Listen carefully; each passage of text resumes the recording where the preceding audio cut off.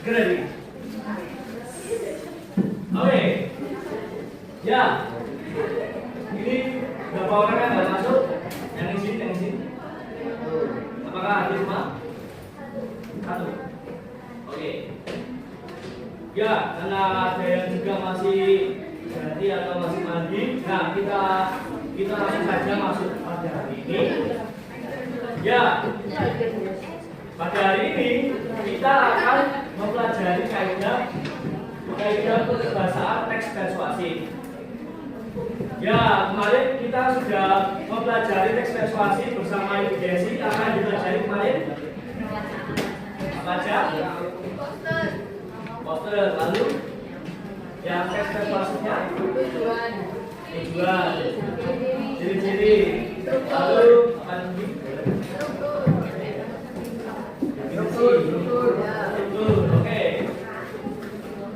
Oke. Semua itu adalah termasuk dalam unsur-unsur pembangun dalam teks persuasif.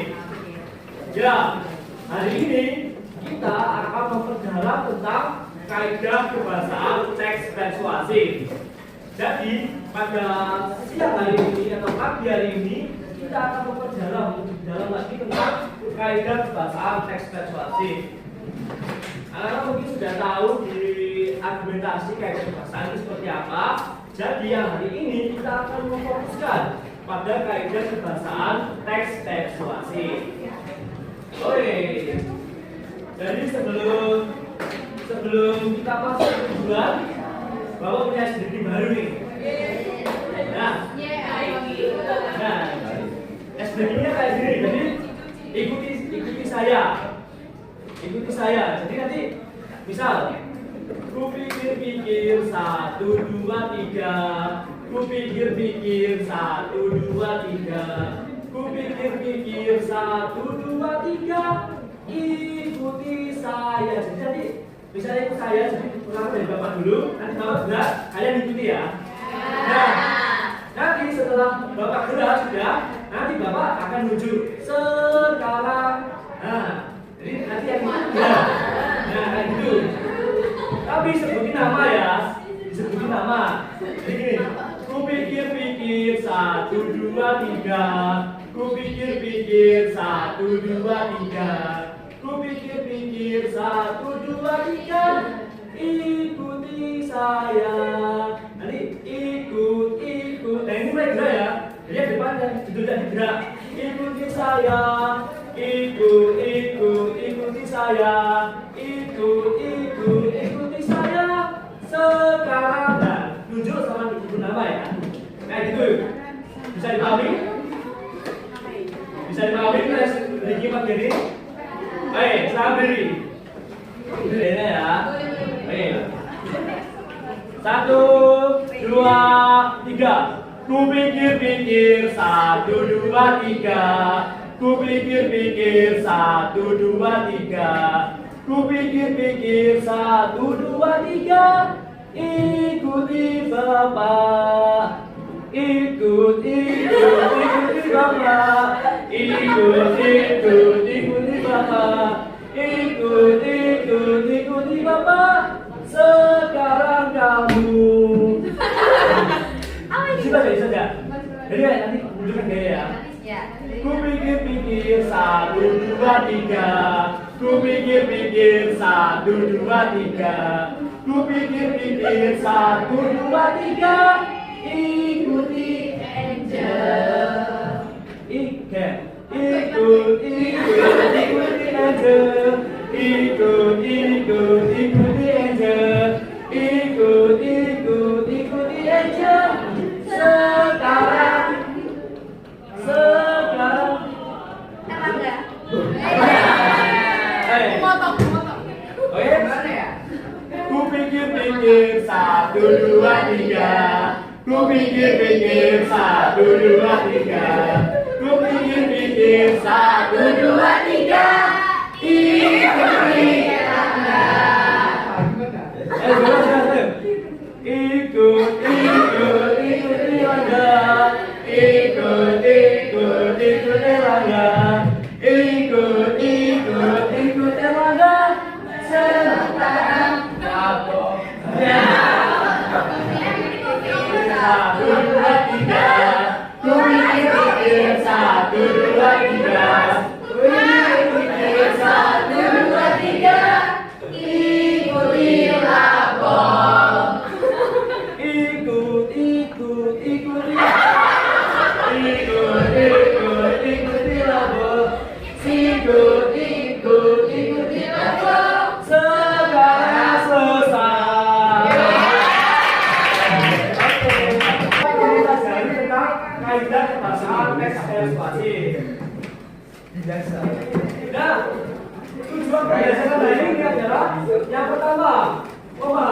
kaidah kebahasaan teks persuasif.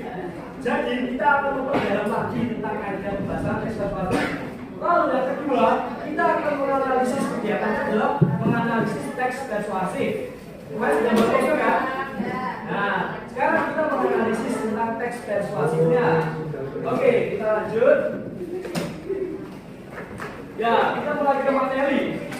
Kita sudah tahu bahwa kaidah adalah pedoman atau aturan. Kaidah adalah tindakan atau perilaku. Yuk, fokus dulu ya, teman-teman. Fokus dulu ya. Ada sesi ngobrol. Oke, masih enggak? Kaidah adalah pedoman atau aturan. Jadi di dalam sebuah tatanan bahasa atau di dalam kehidupan pasti ada aturan, ada norma. Lalu ada pedoman di dalam untuk mencapai sebuah ketentuan kehidupan.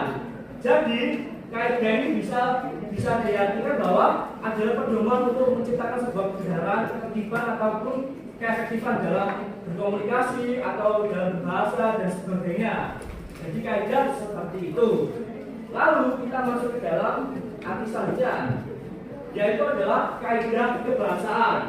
Karena tadi kaidah dalam pedoman atau aturan, sekarang kaidah kebahasaan yang pasti kita masuk dalam pedoman dalam berkomunikasi atau dalam menata sebuah bahasa atau mengatur sebuah bahasa.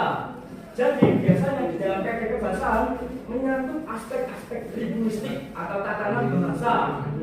Nah, biasanya nih kaidah kebahasaan ini berguna untuk mengefektifkan atau memahami sebuah konteks. Jadi kaidah kebahasaan ini sangat penting untuk dipelajari, terutama dalam teks persuasif. Seperti itu untuk kaidah kebahasaan. Apakah ada pertanyaan definisinya? Belum. Oke, kita lanjut saja untuk materi selanjutnya. Ya, sekarang kita masuk ke dalam struktur kalimat. Di dalam teks persuasif ada namanya SPOK. Ada yang tahu SPOK? Nah, bagus, status. Jadi SPOK adalah subjek, predikat, objek dan keterangan. Mereka menyangkut semua di dalam teks persuasif. Jadi dalam struktur teks persuasif ada namanya SPOK, seperti itu. Sekarang kita akan mengenal tentang SPOK tersebut. Yang pertama, subjek. Subjek merupakan pelaku atau tokoh yang melakukannya atau sebuah tindakan tersebut. Jadi bisa diartikan subjek adalah pelakunya atau orang yang melakukannya. Nah, biasanya nih subjek ini di depan. Jadi sebelum kita melakukan sebuah kerja, lalu kita melakukan sebuah produk, nah subjek itu orang yang melakukannya biasanya ada di depan, tapi nggak pasti juga. Tapi kebanyakan itu biasanya di depan, S-nya.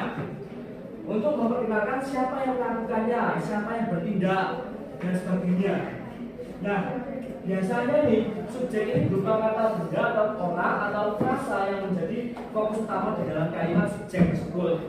Nah, contohnya nih, kita ini sebagai pelakunya yang akan melakukannya. Kita akan pergi ke Bali, kita akan pergi makan bersama di mana. Nah, ini biasanya kita itu sebagai pelakunya. Lalu yang kedua, masyarakat. Masyarakat ini juga adalah subjek karena masyarakat adalah pelaku utama yang melakukan kegiatan itu. Misalnya, masyarakat harus menjaga ketertiban bersama lingkungannya karena sebagainya. Nah, masyarakat yang melakukan menjaga ketertiban tersebut. Lalu yang ketiga, pemerintah. Pemerintah juga bisa menjadi tapi tujuan utamanya adalah menambahkan sebuah informasi. Nah, contohnya ada dengan serius, sekitar kita, lalu untuk masa depan. Ini termasuk kata keterangan. Misalnya dengan serius. Dengan serius ini adalah kata keterangan yang menunjukkan sebuah cara. Jadi kita harus belajar lebih dengan serius atau kita harus mengembangkan produk ini dengan serius. Dengan serius itu termasuk dalam kata keterangan yang menunjukkan sebuah cara. Lalu yang kedua, di sekitar kita. Di sekitar kita adalah sebuah kata keterangan yang menunjukkan tempat atau sebuah situasi tempat. Nah, kata keterangan penambahan informasi adalah di sekitar kita. Jadi kita harus menjaga kebersihan di sekitar kita. Di sekitar kita adalah kata keterangan yang menjadi sebuah tempat. Lalu untuk masa depan adalah kata keterangan atau pelengkap informasi yang menambahkan untuk menjadi sebuah alasan kenapa kok kita harus belajar. Nah, belajar itu untuk menambah atau untuk memperjuangkan masa depan. Nah, kata keterangannya adalah untuk masa depan. Seperti itu. Apakah ada pertanyaan SPOK? Dipahami, Pak? Oke. Selanjutnya. Ya, ini dia contoh kalimat SPOK. Tadi kita sudah menjelaskan tentang SPOK dan sebagainya. Nah, ini ada contohnya. Yang pertama, kita harus menjaga lingkungan dengan serius. Kita harus menjaga lingkungan dengan serius. Jadi subjeknya yang kita. Lalu predikannya adalah harus menjaga. Objeknya adalah lingkungan dan dengan serius adalah keterangan yang menunjukkan cara. Nah, sekarang nomor 2, masyarakat sebagai subjek. Lalu perlu mendukung program kebersihan di sekitar kita yang menunjukkan apa? Oke. Dan pemerintah mengimbau anak-anak untuk peduli terhadap lingkungan yang menunjukkan alasan. Nah, bagus, 100. Oke. Nah, seperti itu untuk contoh kalimat SPOK. Apakah ada pertanyaan dulu? Oke. Jika tidak ada pertanyaan, kita masuk dalam materi selanjutnya, yaitu susunan kalimat. Ya, susunan kalimat. Ya, di dalam teks persuasif adalah bagaimana teman-teman menggunakan kalimat itu untuk menarik perhatian atau menarik sebuah audiens pembaca untuk melakukannya atau menindaki. Nah, itu dibantu dengan beberapa kalimat seperti kalimat deklaratif. Kalimat deklaratif adalah untuk menyatakan sebuah fakta atau pendapat seseorang, tetapi lebih to the point atau lebih tegas, lebih langsung. Nah, seperti itu untuk memberikan informasi dan menyampaikan informasi lebih tegas atau lebih to the point, intinya di dalam kalimat deklaratif. Contohnya, matahari terbit di sebelah timur. Ini pasti fakta dong. Kalau di sebelah barat, bahaya nanti. Nah, ini adalah fakta dan kita sudah melakukannya dan memang terjadi. Nah, itu adalah informasi yang memang to the point dan memang termasuk dalam kata-kata fakta. Lalu yang kedua, pertemuan itu akan diadakan di hari Senin pada pukul 10 pagi. Ini adalah informasi, termasuk dalam informasi yang menyatakan bahwa besok atau mungkin hari ini ada pertemuan di hari Senin pada pukul 10 pagi. Lalu yang ketiga, saya percaya bahwa pendidikan adalah kunci kesuksesan. Ini termasuk dalam pendapat, karena ada saya percaya dari satu sisi. Belum tentu orang lain juga percaya dengan kebenarannya, tapi ini sudah pernah melakukan dan berdapat. Dan ini adalah menyatakan sebuah to the point-nya, apa informasi yang didapat. Seperti itu untuk deklaratif. Lalu yang selanjutnya, imperatif. Kalimat imperatif adalah kalimat perintah atau ajakan hingga larangan. Nah, kalimat imperatif ini digunakan untuk mendorong atau membuat minat pembaca untuk melakukan sesuatu atau menindaki sesuatu. Perintah ini bukan berarti negatif ya, tetapi ini adalah berguna untuk mendorong seseorang atau pembaca untuk melakukannya. Nah, seperti ini. Kalau dalam penekanannya seperti ini, tutup pintu itu sekarang. Nah, ini adalah kalimat perintah tetapi agak kasar. Oke. Ya, ini yang terakhir, yaitu adalah kalimat ekslamatif. Kalimat ekslamatif adalah kalimat seruan atau yang digunakan untuk mengekspresikan seseorang, mengekspresikan sebuah perasaan dalam seseorang atau sebuah objek dan sebagainya. Nah, biasanya di ekslamatif ini ada penekanannya. Nah, seperti ini. Luar biasa, kamu berhasil melakukannya. Biasanya ada ekspresi yang memang bahagia. Wah, kamu luar biasa, kamu sudah melakukannya. Nah, itu ada penekanannya dalam mengungkapkan sebuah ekspresi atau sebuah perasaan yang dilakukan di dalam kalimat eksklamatif. Jadi ini menunjukkan sebuah kegembiraan, sukacita dan sebagainya. Lalu yang kedua, ini kalau di dalam suara ini seperti ini benar-benar tidak adil. Ini menunjukkan sebuah perasaan kemarahan, sebuah kebencian dan sebagainya. Nah, ini termasuk dalam penekanan mengungkapkan sebuah perasaan seperti itu. Lalu yang ketiga, indah sekali pemandangan ini.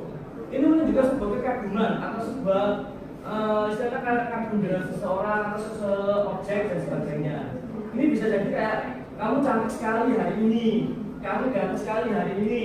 Ini juga bisa menjadi sebuah kekaguman atau mengungkapkan sebuah perasaan yang memang nyata di dalam hatinya, di dalam eksklamatif tersebut. Jadi ada penekanan yang diungkapkan atau perasaan yang diungkapkan seperti itu untuk eksklamatif. Apa ada pertanyaan? Semua paham ya? Eksklamatif ya? Oke. Kita lanjut saja. Tambahan informasi. Nah, kaidah kebahasaan. Yang pertama, di dalam teks persuasif itu adalah penggunaan majas. Penggunaan majas. Kita tahu bahwa majas adalah gaya bahasa. Gaya bahasa itu mempengaruhi sekali di dalam teks persuasif. Ini bisa membuat seseorang ini melakukan atau enggak. Semakin kita gaya bahasanya menarik, semakin orang akan tertarik dengan melakukannya. Jadi penggunaan majas itu sangat penting untuk menyampaikan pesan lebih kuat dan konteksnya itu lebih dipahami di dalam penggunaan majas. Dan ini semakin kita memakai gaya bahasa yang memang kita kayaknya orang lain nggak tahu, itu semakin kayak wah ini menarik nih untuk dilakukannya. Oleh karena itu penggunaan majas itu sangat penting di dalam persuasif untuk mendorong minat pembaca seperti itu. Oke, kita lanjut. Yang pertama, ada majas metafora. Majas metafora adalah membandingkan dua hal, tetapi bedanya ini lebih to the point, nggak ada kata penghubungnya. Kata penghubungnya kayak seperti atau bagaikan. Jadi informasi yang disampaikan di dalam majas metafora adalah yang to the point, secara langsung, secara tegas. Nah, biasanya hal ini lebih mudah dipahami dalam konteksnya. Seperti pendidikan adalah kunci emas yang membuka pintu masa depan. Nah, ini termasuk dalam majas metafora karena membandingkan antara pendidikan dan kunci, tetapi tidak ada kata penghubungnya. Jadi ini lebih ke menyampaikan sebuah informasi secara langsung atau to the point. Jadi kita tahu bahwa pendidikan adalah kunci emas yang memang membuka pintu seseorang untuk mencapai masa depannya. Lalu yang kedua adalah membandingkan lingkungan dan paru-paru. Kita tahu kalau paru-paru itu adalah kehidupan seseorang atau yang tanpa paru-paru kita nggak bisa hidup. Nah, jadi ini membandingkan tanpa kata penghubung. Jadi ada lingkungan materi dan baik silakan. Yang ini mengharapkan pada tulisan tersebutnya yaitu adalah masa depan yang lebih baik. Nah, dari penulis lalu ada harapannya yaitu ada masa depan yang lebih baik dalam ungkapan harapan seperti itu dalam ungkapan harapan. Lalu yang terakhir adalah ungkapan penegasan. Ungkapan penegasan adalah ungkapan yang memang berguna untuk memperkuat sebuah argumen atau yang pendapat yang digunakan untuk lebih menegaskan atau lebih meyakinkan. Nah, contoh dari ungkapan penegasannya adalah tidak diragukan lagi, kita harus bertindak sekarang. Nah, ini termasuk dalam ungkapan penegasan karena nggak usah ragu lagi atau kita harus lebih yakin lagi bahwa kita harus melakukannya sekarang karena akan berdampak besar pada esok hari atau mungkin kalau kita nggak melakukannya sekarang akan ada resiko yang terjadi dalam ungkapan penegasan. Oke, apakah ada pertanyaan untuk 3 ungkapan tadi? Tidak. Oke. Nah, sekarang kita masuk ke dalam aktivitas. Nah, kemarin kita sudah buat poster kelompok kan? Kemarin? Iya. Ada berapa kelompok? 6. Nah, sekarang teman-teman bisa masuk dalam kelompoknya yang kemarin poster. silakan masuk dalam kelompoknya. Tugasnya ini menganalisis.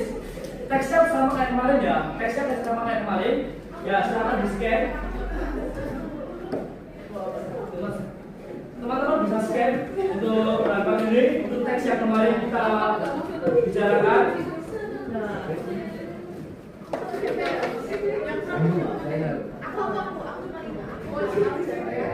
Nah, mulai dulu ya. Oke.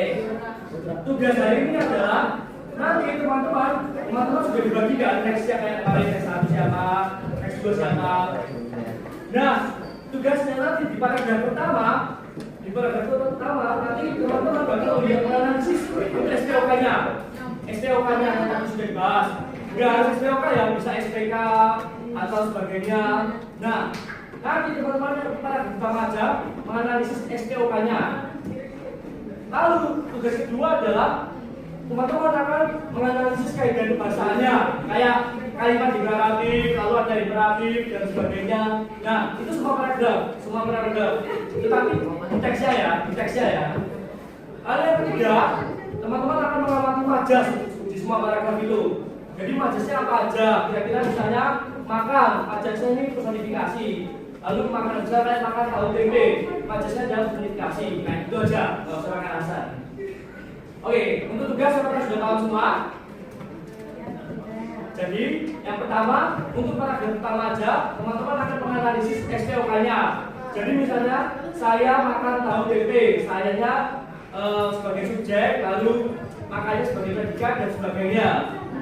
Lalu yang kedua, teman-teman akan mengamati kaidah bahasanya, kayak ada imperatif, lalu ada ungkapannya dan sebagainya. Nah, itu kaidah bahasanya. Lalu yang ketiga adalah penggunaan majasnya. Penggunaan majas itu nanti teman-teman bakal mengamati. Misalnya saya makan tahu tempe itu adalah majas personifikasi kayak gitu. Dapat dipahami untuk instruksinya? Kalau sudah dipahami, silakan teman-teman masuk kelompok yang kemarin ya. Yang poster. Yang 1 sampai 6.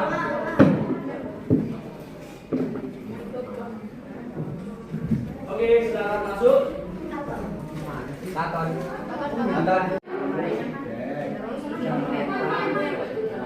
Ya, apa Tiba-tiba sama majas ya.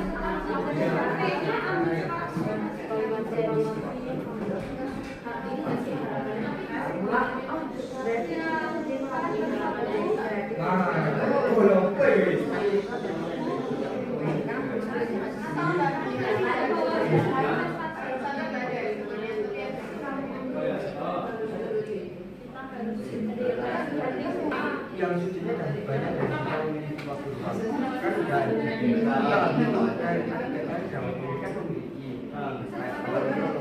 masukkan kalimat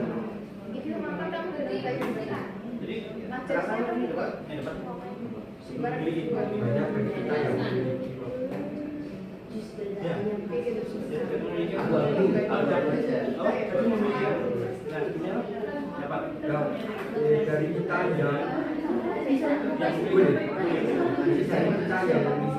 dari kita yang dari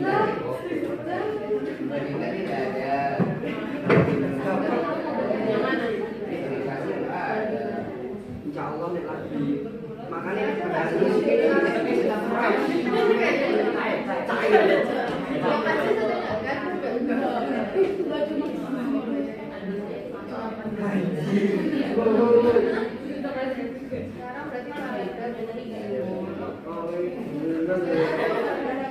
nggak mutasinya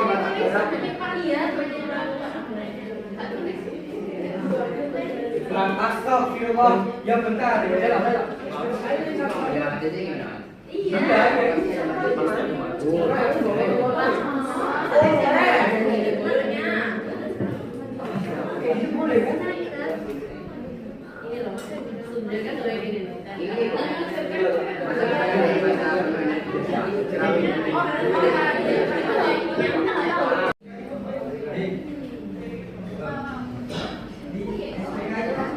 Oke, sekarang bisa nanti bisa dikumpulkan di lab kimia ya. Nanti jam terakhir nanti di lab kimia. Identitasnya jangan lupa ya. Identitas ya. Ya udah bisa dikumpulkan, yang belum nanti dikumpulkan di kimia. Nah, nanti ada saya kompetisi.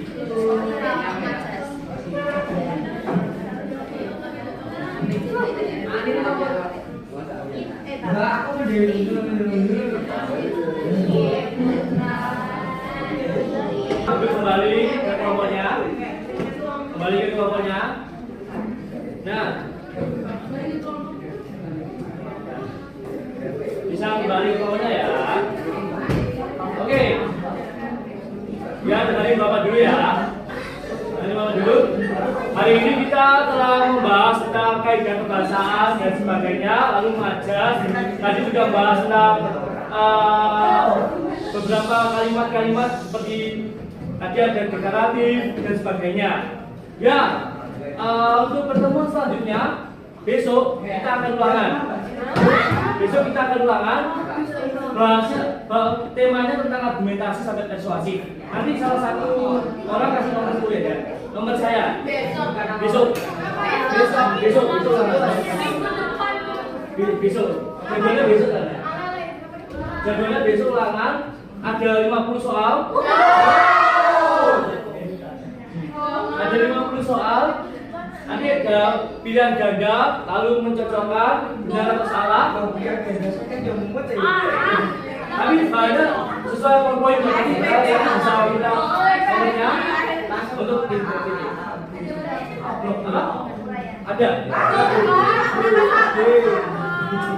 Ada 10.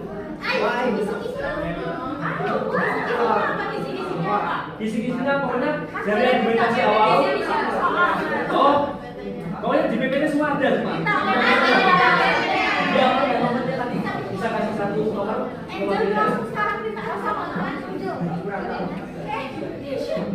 Nanti ada. Oke. Ya, pertemuan hari ini selesai. Besok kita ujian dan ini adalah pengajar Bapak terakhir di kelas ini. Terima kasih atas bantuannya dan mohon maaf karena ada kesalahannya. Selamat mengerjakan ujian besok. Semangat. Jadi besok isi-isinya dari argumentasi sampai persuasi, nanti PPT-nya bisa minta salah satu ke Bapak, nanti saya kirimi semuanya.